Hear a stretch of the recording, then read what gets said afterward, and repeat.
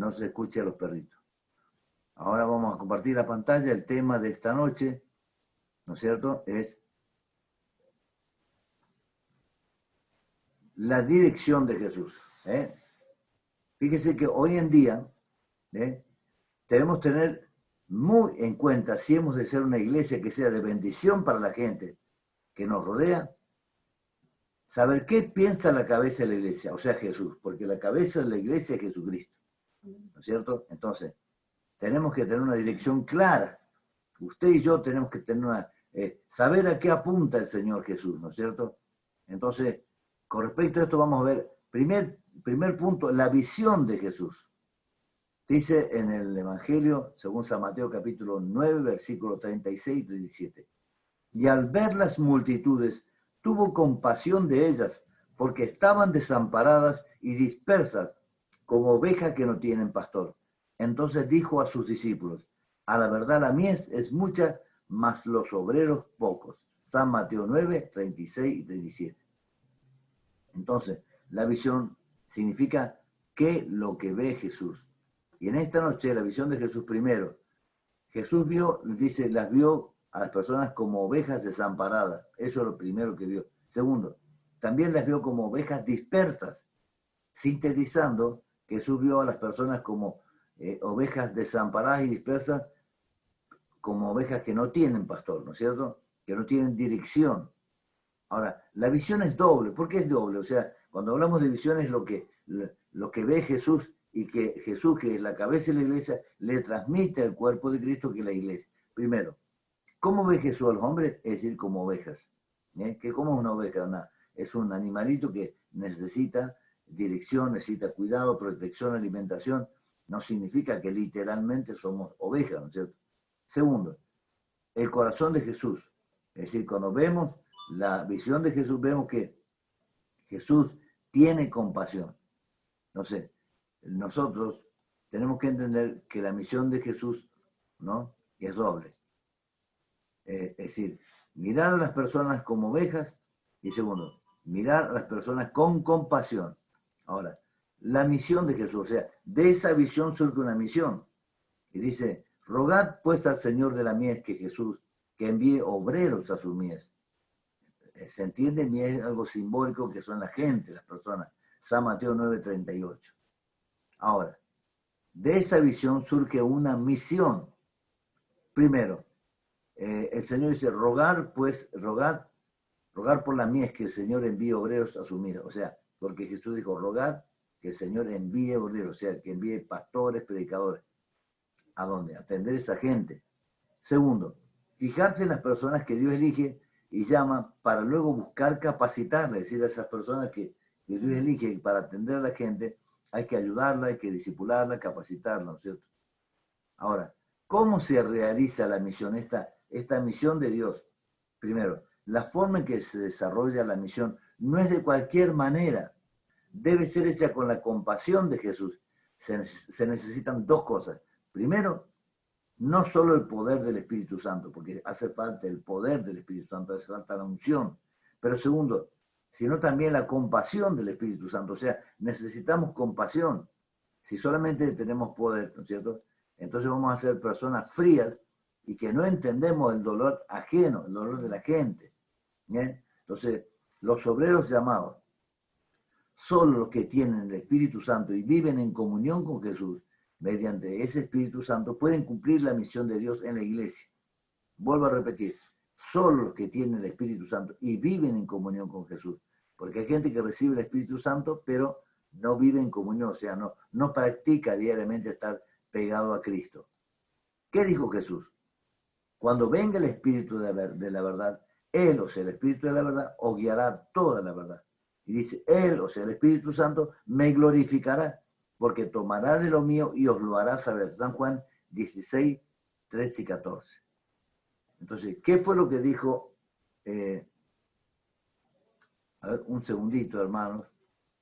Hay una hermana que, sí, a ver, Karina, la hermana Karina levantó la mano.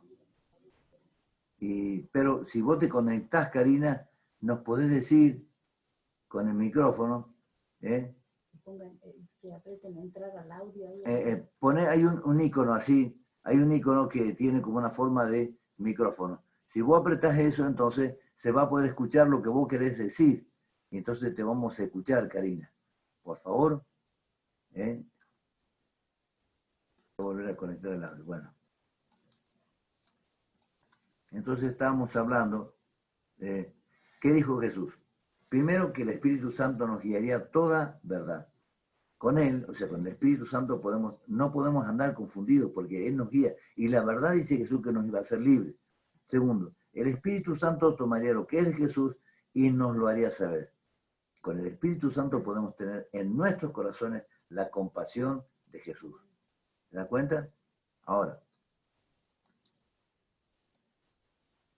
indicios de la guía de Jesús, indicios de que Jesús lo está guiando a usted y no está guiando a mí.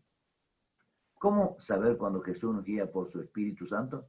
Primero, siguiendo la guía de los hombres que Él ha llamado. Porque, querido hermano, debemos saber que acá Jesús estaba mirando las multitudes en el pasaje que hemos leído al principio. Y fíjese acá, en el primer versículo dice acá dice, al ver las multitudes tuvo compasión de ellas. O sea que Jesús miraba a las multitudes y tenía compasión, porque estaban desamparadas y dispersas como ovejas que no tienen pastor. Fíjese entonces lo que dijo Jesús. Entonces dijo Jesús a sus discípulos, a la verdad la mies de muchos, o sea, la gente con necesidad de muchos, más los obreros, pocos. Entonces acá nos está dando a entender que Jesús tiene el pensamiento de que la gente que cree en Él sea atendida por alguien. Por ejemplo, usted tiene un pastor. Entonces, hay otras iglesias que tienen pastor, ¿no es cierto? Y acá estamos viendo que el Espíritu Santo tomaría lo que es de Jesús. Bueno, ahora, perdón, vamos a estar. Entonces, primero dice, siguiendo la guía de los hombres que Él ha llamado. Entonces, usted se va a dar cuenta que Dios lo está guiando a usted porque usted está con un pastor, está con una iglesia, no está con una solitaria usted. Yo también no estoy solitario, yo soy un pastor, pero estoy asociado con otros pastores, tengo autoridades, ¿no es cierto? Segundo, colaborando para que las personas sean salvadas por la fe en Jesús. Entonces, si usted ama a Jesús, si usted ha sido beneficiado con el Evangelio, es lógico que el bien que usted ha recibido lo comparta. Dice, lo que recibiste de gracia, dice que le dijo Jesús a los apóstoles, a sus enviados, darlo de gracia. Entonces, usted se va a dar cuenta que Dios lo está guiando a usted porque usted también se interesa que otros sean salvos, que no se encierra en usted mismo. Tercero, usted también se va a dar cuenta que Dios lo está guiando porque el Espíritu Santo pone compasión de Jesús por la gente, que usted piensa en la gente, tiene compasión, ¿no es cierto? Hay mucha gente que en este momento está llorando, hermano y hermana. Y cuando la gente ve a alguien que tiene el Espíritu Santo y que tiene compasión, la gente abre su corazón y se derrama y le cuenta el dolor que tiene, la tristeza que tiene, la angustia que tiene. Entonces ahí usted y yo tenemos que ser orejas de Jesús, orejas de Dios para escuchar a la gente, no solamente para hablar. El Espíritu Santo tiene que ser en todo lo que hagamos. Recordemos, hermano, dice Romanos 8:14, porque todos los que son guiados por el Espíritu de Dios, estos son hijos de Dios. Romanos 8:14. Entonces, el Espíritu Santo siempre va a reposar sobre un pastor, un líder, sobre una congregación y va a guiar ese rebaño. Entonces, vamos a ser guiados por un pastor. Y ahí nos damos cuenta que Dios nos está guiando. No tenemos rebeldía, soberbia, ¿no es cierto? Bueno. Segundo, dice que Jesús guía en el rebaño. Vamos a ver esto, es muy importante. Dice en una parábola de Lucas 15. ¿Qué hombre de vosotros teniendo 100 ovejas, si pierde una de ellas, no deja los 99 en el desierto y va tras la que se perdió hasta encontrarla? San Lucas 15:4. Es decir, que Jesús acá está hablando de ovejas, de rebaño. Entonces, ¿qué está queriendo decir? Que él tiene diferentes rebaños, diferentes congregaciones que pertenecen a una sola iglesia, él es la cabeza, pero tiene diferentes pastores en diferentes localidades y cuando una oveja se pierde, la va y él quiere que se la busque y se la vuelva a redimir, ¿no es cierto? Ahora, la unidad del Espíritu Santo. Otra cosa que nos tenemos que dar cuenta cuando Dios nos guía. Dice en Efesios 4:3, solícitos en guardar la unidad del Espíritu en el vínculo de la paz. Efesios 4:3. Recuerde, amado hermano y hermana, que el Espíritu Santo nunca nos guiará a producir divisiones en su cuerpo, que es la iglesia. ¿Entiende? Entonces, tenemos que entender que la división no es de Dios. La mente de Cristo, o sea, porque nosotros dicen en 1 Corintios 2:14 que tenemos la mente de Cristo. ¿Por cómo tenemos la mente de Cristo? Por el Espíritu Santo. Porque tenemos una cabeza de la iglesia que es Cristo, y el Espíritu Santo dice, toma lo que es de Cristo, lo que está en esa mente, y nos lo hace saber, ¿no es cierto? El Espíritu Santo nunca nos guiará a producir una división en el cuerpo de Cristo. El Señor dejó escrito, porque los que son de la carne piensan en las cosas de la carne, pero los que son del Espíritu en las cosas del Espíritu. Porque el ocuparse de la carne es muerte, pero el ocuparse del Espíritu es vida y paz. Romanos 8, 5 y 6. Entonces, usted va a ver en otros textos del libro, porque es amplio todo este tema, la bibliografía, entonces que dice que una de las obras de la carne es la división. Cuando uno anda en la carne provoca divisiones, porque se maneja por el orgullo, por la envidia, porque aquel tiene que mandar y yo no, porque aquella mujer tiene que ser libre y así. Entonces es la carne, ¿no? Pero cuando uno se guía por el Espíritu Santo, tiene paz, tiene humildad, acepta, reconoce, bueno, aquella persona tiene el don de pastor, aquella persona es ayudante del pastor, esta mujer es ayudante, así. Entonces, uno empieza a vivir en paz porque acepta lo que Dios establece. ¿Me entiende? Dice, Jesús quiere juntar, no desparramar. Dice el Evangelio. Jerusalén, Jerusalén, que matas a los profetas y apedreas a los que te son enviados. ¿Cuántas veces quise juntar a tus hijos como la gallina a sus polluelos debajo de sus alas y no quisiste? San Lucas 13, 34. Entonces, es muy importante esa exclamación de Jesús.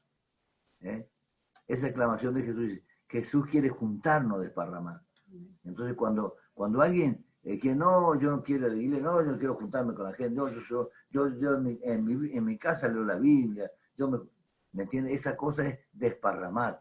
Pero cuando nosotros somos guiados por el Espíritu de Dios, buscamos lo que busca la cabeza, juntar. Acuérdense que cuando él vio las multitudes, las vio desamparadas, o sea, no tenían cobertura y dispersas. ¿Ves? Uno por un lado, otro por el otro. Así anda la gente hoy en día. No sabe qué hacer. No sabe qué hacer, ¿no? Pero Jesús quiere juntarnos, ¿cierto? Ahora, sabemos que la voz de Dios, sin ninguna duda, llevará la paz a las ovejas de su redil. El Salmo 85:8, otra cosa que es inequívoca, que es inconfundible.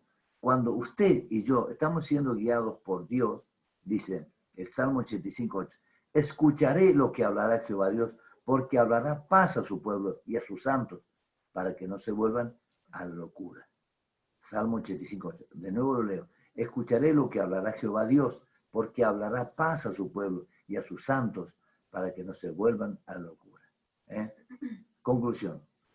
Paz, compasión y unidad son el testimonio del Espíritu Santo en todos aquellos que se han vuelto a Jesús como su Señor, Dios y Salvador. Las personas que están bajo la guía de Dios van a tener esto, van a tener paz, van a tener compasión y van a tener unidad con todos los que siguen a Jesús. ¿No es cierto? Fíjese, yo soy pastor en una iglesia local.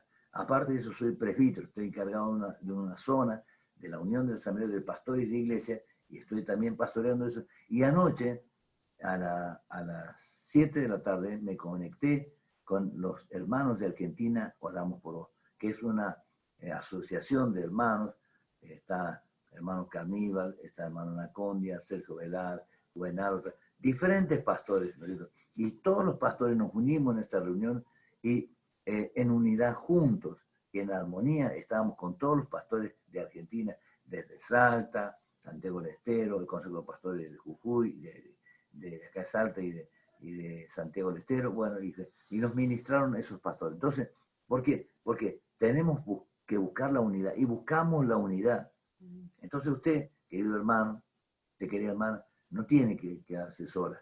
Por supuesto que estamos aislados por la cuarentena. No estoy diciendo que nos vayamos y nos juntemos, pero está, lo que me refiero, que espiritualmente estemos en contacto. Usted tiene esta tecnología, el WhatsApp, el teléfono, la computadora, ¿no es cierto? Las señales de humo. Bueno, pero tenemos que conectarnos, querido hermano. No tenemos que estar aislados. Yo como pastor ando buscando las ovejas, ¿no es cierto? Le invito a ponerse bajo la cobertura de nuestro buen pastor Jesús. ¿Cómo?